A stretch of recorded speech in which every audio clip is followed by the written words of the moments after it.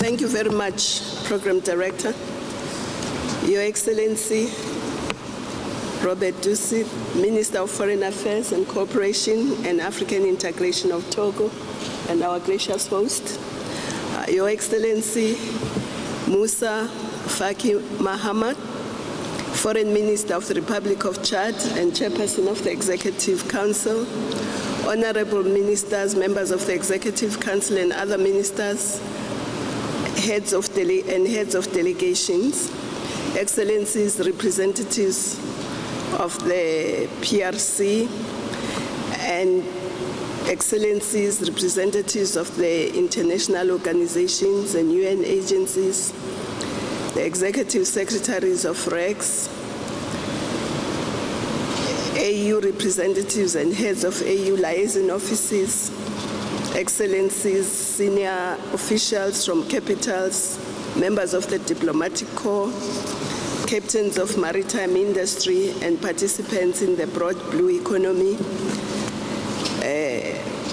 women in maritime, members of the media, ladies and gentlemen.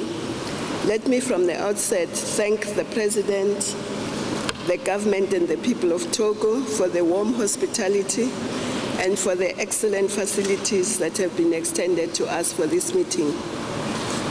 We could not have found a better destination than Lomé to discuss the issues of maritime security, safety and development, which are critical to the blue economy. This subject is a prominent feature in our ongoing discussions to secure a united, prosperous and peaceful Africa. An unknown author is quoted as saying, I quote, "Eternity begins and ends with the ocean tides," close quote. This is very relevant to this timely extraordinary summit, which is far more vital given that Africa's oceanic space is three times larger than the land mass. And also from a nutritional perspective, fish makes a vital contribution to the nutrition and food security of over 200 million Africans and provides income to millions more. We also know that 38 of our member states are either coastal countries or island states. But the blue economy is important to all of us because even those countries that are not coastal countries, they use the maritime highways to transport their goods in and out of their countries in terms of exports and imports. So, in a nutshell, Africa's development, and I dare say our broad security, largely rely on the oceans and seas as well as internal water bodies. Excellencies, ladies and gentlemen, in our view, it is our view that Africa has several opportunities to effectively utilize and manage its marine resources. These opportunities include sustainable practices in energy, fishing, maritime transport, tourism, industrialization, logistics, insurance, among others. And therefore, the maritime space can actually contribute to our economic development and contribute to our aspiration to eradicate poverty in one generation through social and economic transformation. And if we do that, utilize our maritime domain, we can actually contribute to a prosperous, united, and peaceful continent that we all aspire to. Of course, the maritime domain also is home to many minerals, and the rest of the world is already looking at deep sea mining and many other things that they are doing in the oceans, which we as Africans have not even started. Therefore, we must pay attention to developing our industries, particularly oil and gas, but also looking at and mapping out what is in our maritime domain in terms of minerals. Excellencies, despite the abundant obvious potentials, Africa still stands at a crossroad in relation to accrued benefits presented by the blue economy. Not more than 1% of seafarers and just 1.8% of ships globally are either African or owned by Africans, whereas 90% of Africa's imports and exports are conducted by sea. So it means our exports and imports are transported, but we are not benefiting from the jobs in transporting our imports and exports. The economic value of the blue economy for Africa is estimated at over $1 trillion with hundreds of thousands of job opportunities for young African men and women. So at this meeting, let us request international shipping companies operating in our oceans and bringing imports and our exports to help create career opportunities for our young men and women.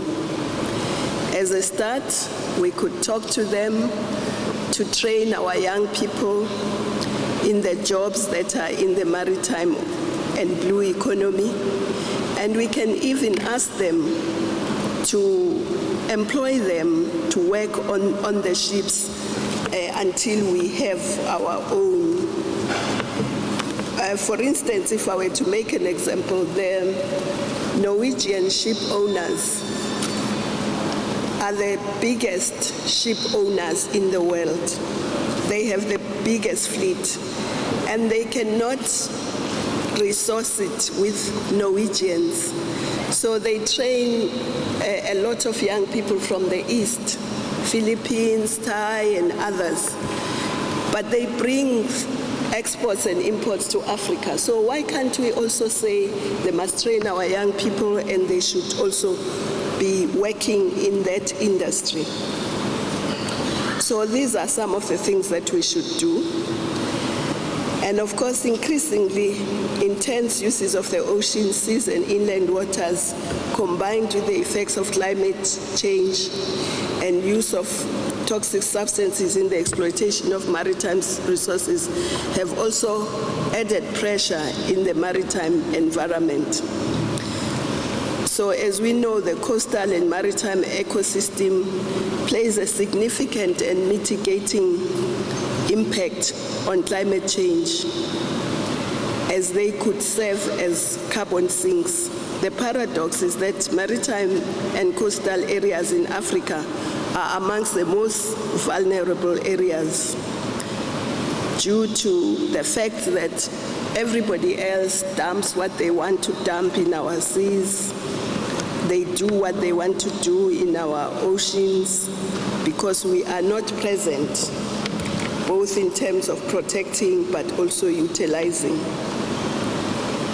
So it is important that we focus our attention to this important resource that is going to be the next frontier for economic development. Now, if you have an asset, economic and otherwise, you protect it. And I suppose that's why we are here to talk, amongst other things, about maritime security, because we have to secure our maritime space. Not only securing it for illegal trafficking, drugs, human trafficking, but also for unregulated fishing, securing it from toxic waste dumping, and also weapons. And so the oceans are part of our borders that we must secure. And I'm glad that this summit is now taking place looking at that. But we're not just securing it for the sake of it, we're securing it so that we can utilize this resource for our development, for our prosperity, for jobs for our young people. And to this end, we have developed, besides the Charter, we've developed the 2050 African International Maritime Strategy that seeks to foster increased wealth creation from Africa's oceans and seas by developing the blue economy in a secure and environmentally sustainable manner. By linking the right to development with the right to safety and security, the Charter also establishes the principle that the latter cannot be possible secured without the former.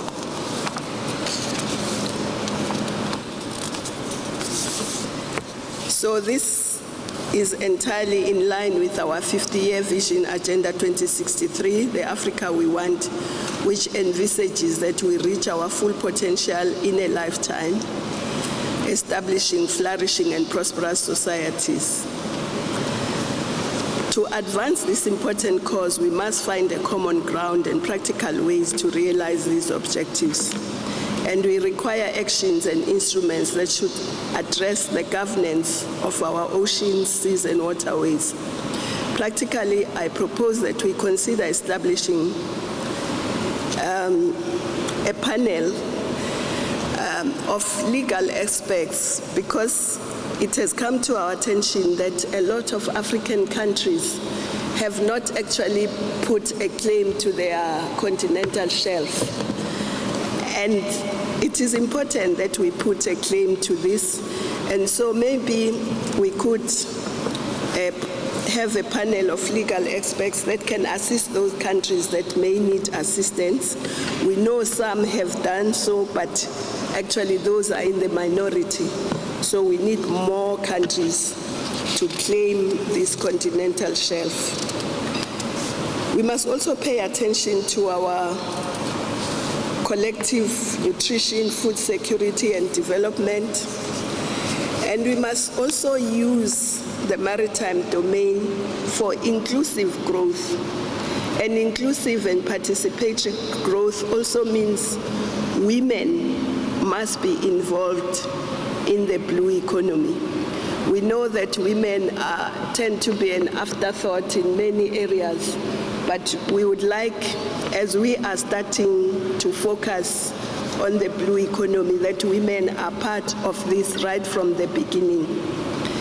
And this will empower women to get jobs, to be entrepreneurs, and to participate in the life and economy of this continent. We also need to look at the financing. We also need to look at the human resource development. And of course, we also need to use the blue economy to strengthen our partnership amongst ourselves, but also with the rest of the world. I know that in the discussions, there is a sense, which is true, that the Charter does not go deep enough in terms of development issues, but I think in your wisdom, you'll be able to find a solution to that aspect. I thank you.